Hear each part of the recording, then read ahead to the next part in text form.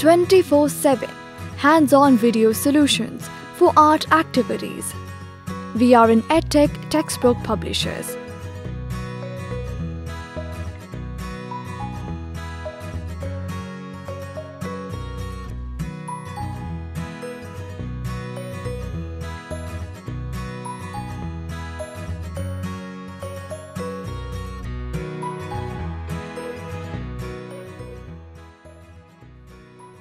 इस सफ़े की मश्क में हम अंगूठे का इस्तेमाल करते हुए मुख्तलिफ शक्लों को मुकम्मल करेंगे।